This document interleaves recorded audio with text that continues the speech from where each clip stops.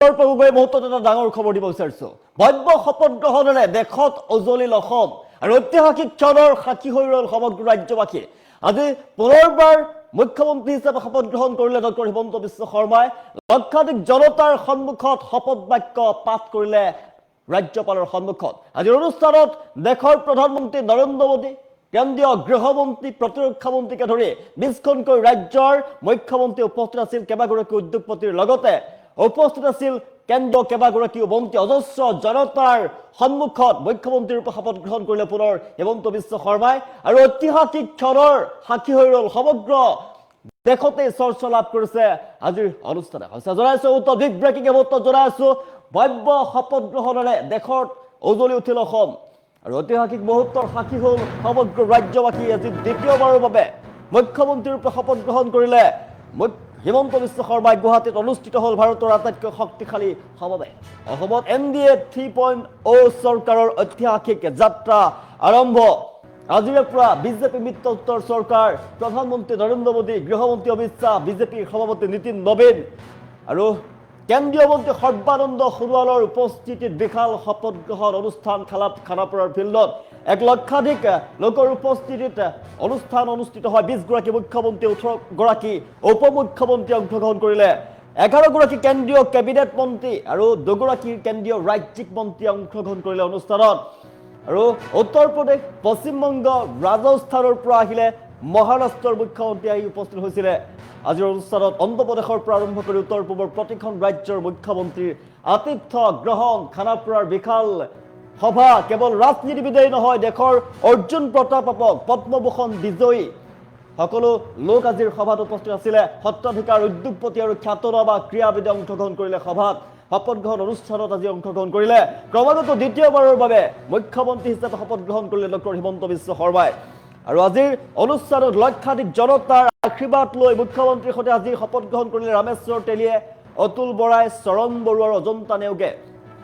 আজিৰ যি শপত গ্ৰহণ অনুষ্ঠান, ঐতিহাসিক শপত গ্ৰহণ অনুষ্ঠানৰ সাক্ষী হৈ ৰল সমগ্ৰ ৰাজ্যবাসী।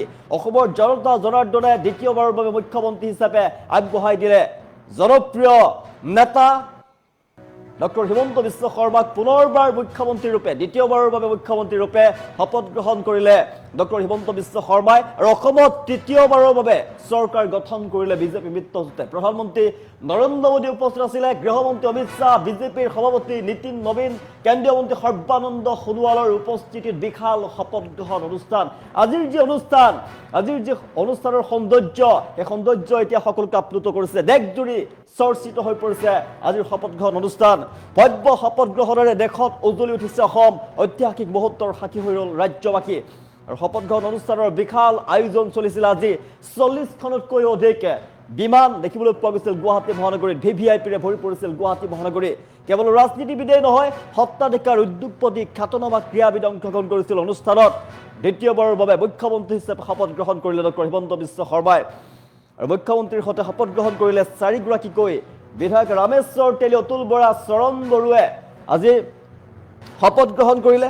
আৰু মন্ত্ৰী হিচাপে শপত গ্ৰহণ কৰিলে গৃহমন্ত্ৰী অমিত শ্বাহ, প্ৰধানমন্ত্ৰী নৰেন্দ্ৰ মোদী, বিজেপিৰ সভাপতি নীতিন নবীনে অংশগ্ৰহণ কৰিছিল আজিৰ অনুষ্ঠানত। বিশাল শপত গ্ৰহণ অনুষ্ঠানে এতিয়া আকৰ্ষণ কৰিছে এতিয়া সমগ্ৰ দেশবাসীকে। 20গৰাকীকৈ মুখ্যমন্ত্ৰী আজিৰ অনুষ্ঠানত উপস্থিত আছিলে। 18গৰাকী উপমুখ্যমন্ত্ৰী অংশগ্ৰহণ কৰিছিলে। 11গৰাকী কেন্দ্ৰীয় কেবিনেট মন্ত্ৰী আৰু 2গৰাকী কেন্দ্ৰীয় ৰাজ্যিক মন্ত্ৰী অংশগ্ৰহণ কৰিছিলে। উত্তৰ প্ৰদেশ, পশ্চিমবংগ, ৰাজস্থান, মহাৰাষ্ট্ৰ, অন্ধ্ৰপ্ৰদেশৰ পৰা আৰম্ভ কৰি উত্তৰ পূবৰ প্ৰতিখন ৰাজ্যৰ মুখ্যমন্ত্ৰীয়ে আজিৰ অনুষ্ঠানত উপস্থিত আছিলে। মুখ্যমন্ত্ৰীৰ দ্বিতীয়বাৰৰ বাবে পুনৰ অসমৰ মুখ্যমন্ত্ৰী ৰূপে ডক্টৰ হিমন্ত বিশ্ব শৰ্মাৰ শপত গ্ৰহণ কৰিলে ৰামেশ্বৰ তেলী, অতুল বৰা, চৰণ বড়ো আৰু অজন্তা নেওগে মন্ত্ৰী হিচাপে শপত ল'লে আজিৰ অনুষ্ঠানতে। আৰু বিশাল অনুষ্ঠানৰ আয়োজন কৰা হৈছিল। লাখ লাখ জনতা, লক্ষাধিক জনতা উপস্থিত আছিলে খানাপাৰাৰ বিশাল ফিল্ডত। খানাপাৰাৰ বিশাল ফিল্ডত লক্ষাধিক জনতাৰ সন্মুখত শপত বাক্য পাঠ কৰোৱালে ৰাজ্যপালে। ৰাজ্যপালৰ উপস্থিতিতে শপত বাক্য পাঠ কৰিলে মুখ্যমন্ত্ৰী ৰূপে ডক্টৰ হিমন্ত বিশ্ব শৰ্মাই। আৰু ঐতিহাসিক মুহূৰ্তৰ সাক্ষী হৈ ৰল সমগ্ৰ ৰাজ্যবাসী। কিয়নো সাংঘাতিকভাৱে চমকপ্ৰদ প্ৰদৰ্শনেৰে আসন লাভ কৰি পুনৰ চৰকাৰ গঠন কৰিলে বিজেপি মৃত্যুতে 102খনকৈ আসন লাভ কৰিলে বিজেপি মৃত্যুতে আৰু চৰকাৰ গঠন কৰিলে পুনৰবাৰৰ বাবে আৰু পুনৰবাৰ মুখ্যমন্ত্ৰী ৰূপে শপত গ্ৰহণ কৰিলে আজি ৰাজ্যৰ মুখ্যমন্ত্ৰীৰ পদত অধিষ্ঠিত হ'ল পুনৰবাৰ ডক্টৰ হিমন্ত বিশ্ব শৰ্মা আৰু ঐতিহাসিক ক্ষণৰ সাক্ষী হৈ ৰ'ল সমগ্ৰ ৰাজ্যবাসী আজিৰ অনুষ্ঠান এতিয়া দেশবাসীৰ দৃষ্টি আবদ্ধ কৰিছে সমগ্ৰ দেশজুৰি চৰ্চা লাভ কৰিছে অসমৰ মুখ্যমন্ত্ৰীৰ শপত গ্ৰহণ অনুষ্ঠানে আজি সমগ্ৰ দেশবাসীৰ দৃষ্টি নিবদ্ধ কৰিছিলে সত্তাধিকাৰ উদ্যোগপতিৰ পৰা আৰম্ভ কৰি খ্যাতনামা ক্ৰীড়াবিদে অংশগ্ৰহণ কৰিছিলে 20গৰাকীকৈ মুখ্যমন্ত্ৰী আজিৰ অনুষ্ঠানত অংশগ্ৰহণ কৰিছিলে দেশৰ প্ৰধানমন্ত্ৰী গৃহমন্ত্ৰীকে ধৰি দেশৰ প্ৰতিৰক্ষা মন্ত্ৰী আজিৰ সভাত উপস্থিত আছিলে বিজেপিৰ কেইবাগৰাকীও নেতা শীৰ্ষ নেতা আজিৰ কেন্দ্ৰীয় শীৰ্ষ নেতা আজিৰ অনুষ্ঠানত উপস্থিত আছিলে আৰু বিশাল আয়োজন চলিছিলে সৌন্দৰ্য আৰু সভাৰ যি গাম্ভীৰ্যতা এই গাম্ভীৰ্যতাই এতিয়া আকৰ্ষণৰ কেন্দ্ৰবিন্দু হৈ পৰা দেখিবলৈ পোৱা গৈছিলে অসমত NDA 3.0 আজিৰ যি সভা শপত গ্ৰহণ অনুষ্ঠান ঐতিহাসিক যাত্ৰা আৰম্ভ হৈছে অসমত প্ৰধানমন্ত্ৰী নৰেন্দ্ৰ মোদী গৃহমন্ত্ৰী অমিত শ্বাহ বিজেপিৰ সভাপতি নীতিন নবীন কেন্দ্ৰীয় মন্ত্ৰী সৰ্বানন্দ সোণোৱালৰ উপস্থিতিত বিশাল সভাত শপত গ্ৰহণ কৰিলে ৰাইজৰ ওচৰত শপত গ্ৰহণ কৰিলে লক্ষাধিক ৰাইজক সন্মুখত লৈ শপত গ্ৰহণ কৰিলে ডক্টৰ হিমন্ত বিশ্ব শৰ্মাই পুনৰ জনতা জনাৰ্দনে মুখ্যমন্ত্ৰী ৰূপে আগবঢ়াই দিলে হিমন্ত বিশ্ব শৰ্মাক আজিৰে পৰা পুনৰ মিত্ৰজোঁট বিজেপি মিত্ৰজোঁটৰ চৰকাৰ আজিৰে পৰা বিজেপি মিত্ৰজোঁটৰ চৰকাৰ কেৱল ৰাজ্যতে নহয় সমগ্ৰ দেশতে চৰ্চা লাভ কৰিছে আজিৰ গাম্ভীৰ্যপূৰ্ণ অনুষ্ঠানে ভব্য শপত গ্ৰহণেৰে দেশত উজলি উঠিছে অসম আৰু অসমৰ যি অনুষ্ঠান যি শপত গ্ৰহণ অনুষ্ঠান এই অনুষ্ঠানে সমগ্ৰ দেশতে চৰ্চা লাভ কৰিছে সমগ্ৰ দেশজুৰি কিয়নো 20খনকৈ ৰাজ্যৰ মুখ্যমন্ত্ৰী উপস্থিত আছিলে 20খনকৈ ৰাজ্যৰ মুখ্যমন্ত্ৰীৰ লগতে 18গৰাকী উপমুখ্যমন্ত্ৰী অংশগ্ৰহণ কৰিছিলে কেৱল মুখ্যমন্ত্ৰী উপমুখ্যমন্ত্ৰী কেবিনেট মন্ত্ৰীয়ে নহয় আজিৰ অনুষ্ঠানত ৰাজনীতিবিদৰ বাহিৰেও আন লোকে অংশগ্ৰহণ কৰিছিলে অৰ্জুন বঁটা পাবক লোকে অংশগ্ৰহণ কৰিছিলে পদ্মভূষণ বিজয়ী সত্তাধিকাৰৰ পৰা আৰম্ভ কৰি উদ্যোগপতি আৰু খ্যাতনামা ক্ৰীড়াবিদে অংশগ্ৰহণ কৰিছিলে আৰু সত্তাধিকাৰসকলৰ ওচৰত আঁঠুলৈ সেৱা জনাইছিলে ডক্টৰ হিমন্ত বিশ্ব শৰ্মাই আৰু সেই দৃশ্যও মানুহৰ দৃষ্টি আবদ্ধ কৰিছে সকলোৰে দৃষ্টি নিবদ্ধ কৰা দেখিবলৈ পোৱা গৈছে সমগ্ৰ দেশজুৰি চৰ্চা লাভ কৰিছে এই শপত গ্ৰহণ অনুষ্ঠানে বিশাল শপত গ্ৰহণ অনুষ্ঠান আজিৰ পৰা মুখ্যমন্ত্ৰী ৰূপে পুনৰবাৰ মুখ্যমন্ত্ৰী ৰূপে ৰাজ্যৰ শপত গ্ৰহণ কৰিলে ডক্টৰ হিমন্ত বিশ্ব শৰ্মাই পুনৰ গাদী দখল কৰিলে বিজেপি মিত্ৰজোঁটে আজিৰ পৰা চৰকাৰ গঠন হ'ল বিজেপি মিত্ৰজোঁটৰ পুনৰবাৰৰ বাবে ৰাজ্যত শাসন আৰম্ভ হ'ব আজিৰে পৰা আৰু আজি ঐতিহাসিক যি শপত গ্ৰহণ অনুষ্ঠান সেই শপত গ্ৰহণ অনুষ্ঠানে চৰ্চা লাভ কৰিছে ৰাজ্যৰ বাহিৰেও সমগ্ৰ দেশজুৰি চৰ্চা লাভ কৰিছে কিয়নো পূৰ্বতে এনেকুৱা শপত গ্ৰহণ অনুষ্ঠান ভব্য শপত গ্ৰহণ অনুষ্ঠান ৰাজ্যত অনুষ্ঠিত হোৱা নাছিলে প্ৰথমবাৰৰ বাবে অসমৰ জনতাই দেখিলে যে শপত গ্ৰহণ অনুষ্ঠানত অংশগ্ৰহণ কৰিলে উদ্যোগপতিৰ পৰা আৰম্ভ কৰি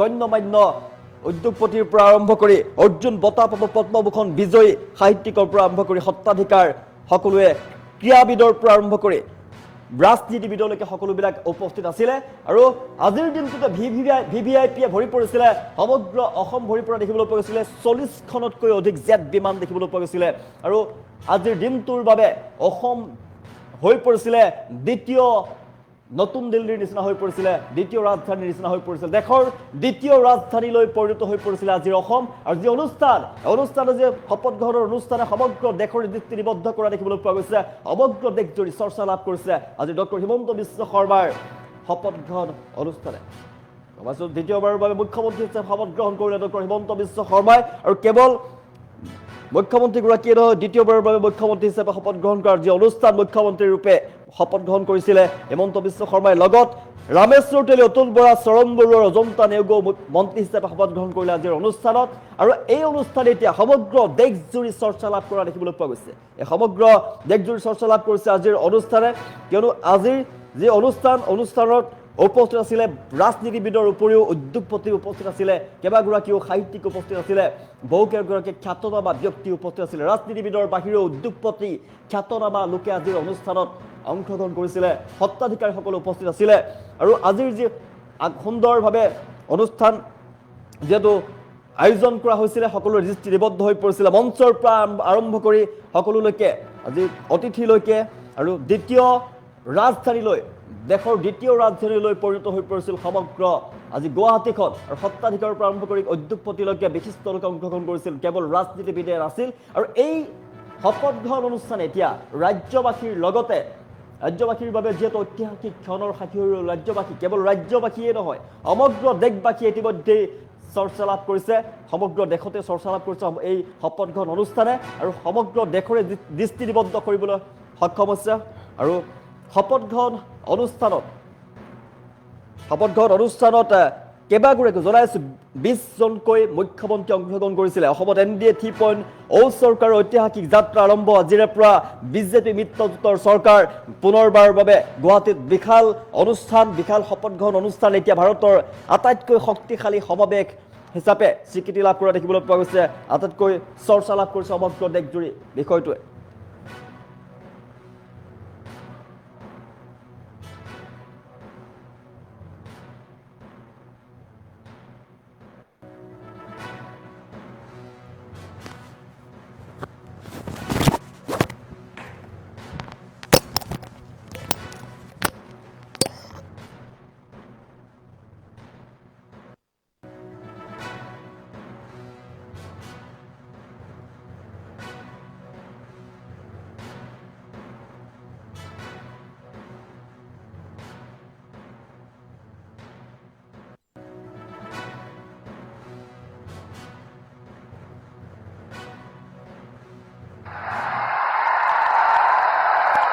ঈশ্বৰৰ নামত শপত লওঁ যে বিধিৰ দ্বাৰা স্থাপিত ভাৰতৰ সংবিধানৰ প্ৰতি মই প্ৰকৃত বিশ্বাস আৰু আনুগত্য পোষণ কৰিম মই ভাৰতৰ সাৰ্বভৌমত্ব আৰু অখণ্ডতা অক্ষুণ্ণ ৰাখিম মই অসমৰ মুখ্যমন্ত্ৰী হিচাপে মোৰ কৰ্তব্য বিশ্বস্ততাৰে আৰু শুদ্ধ অন্তঃকৰণেৰে সম্পাদন কৰিম আৰু মই ভয় বা পক্ষপাত অনুৰাগ বা বিদ্বেষ নোহোৱাকৈ সংবিধান আৰু আইন অনুসাৰে সকলো শ্ৰেণীৰ লোকৰ প্ৰতি ন্যায় আচৰণ কৰিম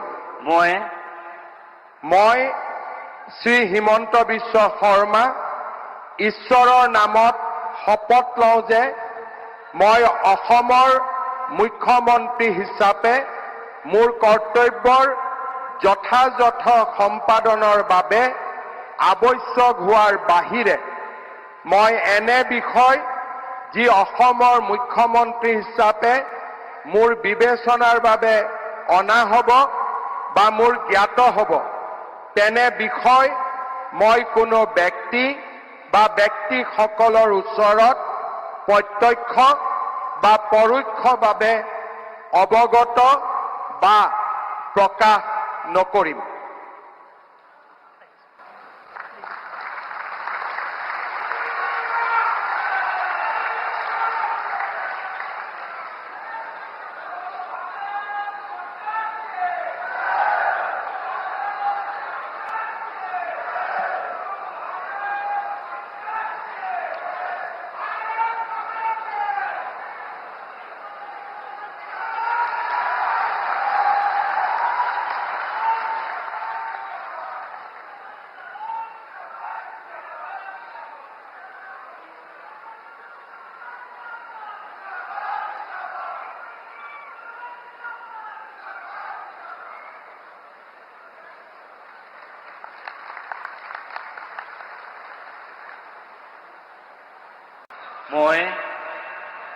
মই শ্ৰী হিমন্ত বিশ্ব শৰ্মা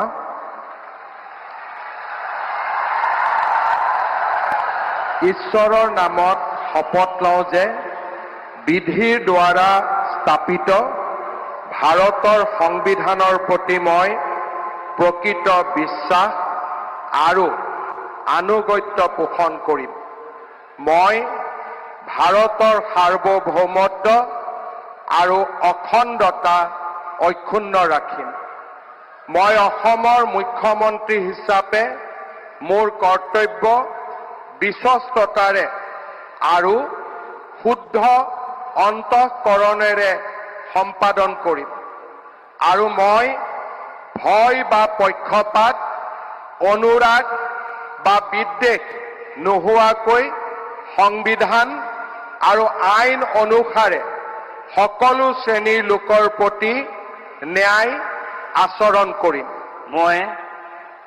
মই শ্ৰী হিমন্ত বিশ্ব শৰ্মা ঈশ্বৰৰ নামত শপত লওঁ যে মই অসমৰ মুখ্যমন্ত্ৰী হিচাপে মোৰ কৰ্তব্যৰ যথাযথ সম্পাদনৰ বাবে আৱশ্যক হোৱাৰ বাহিৰে মই এনে বিষয় যি অসমৰ মুখ্যমন্ত্ৰী হিচাপে মোৰ বিবেচনাৰ বাবে অনা হ'ব বা মোৰ জ্ঞাত হ'ব তেনে বিষয় মই কোনো ব্যক্তি বা ব্যক্তিসকলৰ ওচৰত প্ৰত্যক্ষ বা পৰোক্ষভাৱে অৱগত বা প্ৰকাশ নকৰিম।